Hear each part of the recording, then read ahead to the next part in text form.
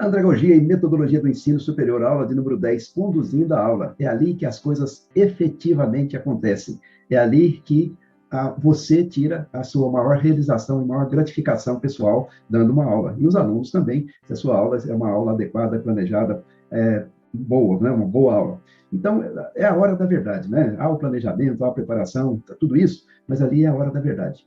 Então, vamos pensar um pouquinho sobre esse assunto com este esqueminha aqui que eu criei, mas depois você dá uma olhada no seu e-book, que ali tem vários checklists que você deve observar para a condução da sua aula. Fala mais coisa do que nós vamos falar aqui. Por exemplo, o que fazer se houver um conflito? O que fazer se o clima cair um pouco? Sabe, ali tem um pouco mais do que nós vamos falar aqui.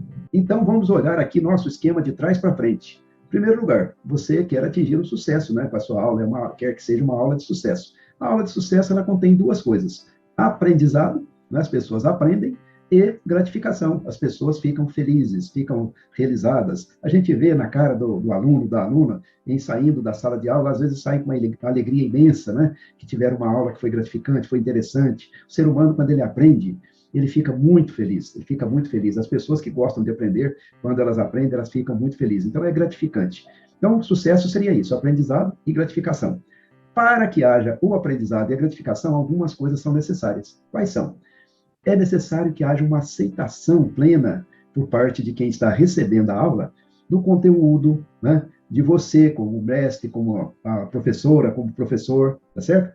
Então, você tem de ser aceito e o conteúdo tem de ser aceito, tá certo? A metodologia tem de ser aceita. Então, a gente tem de se preocupar muito em sintonizar-nos com o grupo e fazer coisas que são adequadas ao grupo, negociar com o grupo, aprender com o grupo, crescer com o grupo, né? E não ficar defrontando com o grupo. Tem professor que entra numa linha de confrontação, ameaça os alunos com a nota, é uma coisa horrível, né? Isso é uma coisa horrível. Não, é o contrário, nós temos de criar um clima de cooperação interessante entre professor e aluno.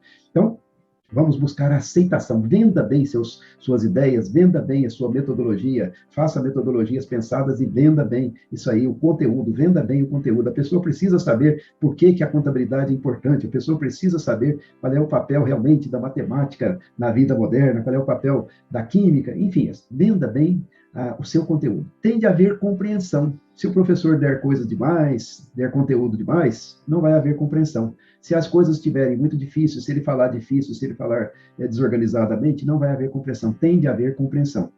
Tem de haver descontração. Nos dias de hoje, as coisas contraídas, formais, etc., não funcionam mais. Tem de haver descontração. O clima tem de ser gostoso, descontraído. E tem de haver participação.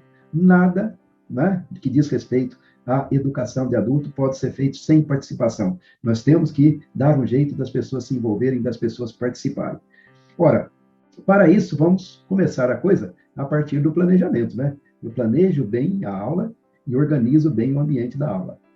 Eu me preparo bem como comunicador, né? Como professor, né? Tá certo? Eu me preparo bem. Eu estou bem ciente do assunto, estou bem tranquilo, estou bem emocionalmente, fisicamente, né? Eu já vi casos horríveis. Por exemplo, eu já vi casos de professor que meia hora antes de entrar em sala de aula, ele toma um pouquinho de cachaça. Não pode, né, gente? Não pode.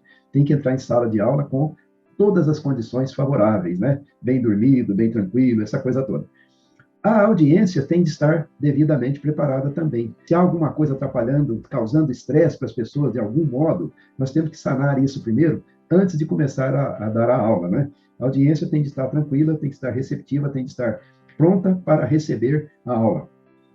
O ambiente físico e o ambiente social tem de ser bons, né? Bom ambiente físico e social. Então, vamos cuidar para que tudo esteja de acordo aí nesses ambientes.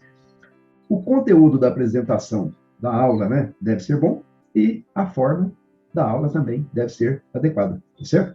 Então, nós usamos esse esqueminha aí para nos orientar como uma espécie de checklist e não deixe de olhar também no seu e-book, porque lá no e-book tem mais orientações a esse respeito. E vamos em frente para a nossa aula de número 11.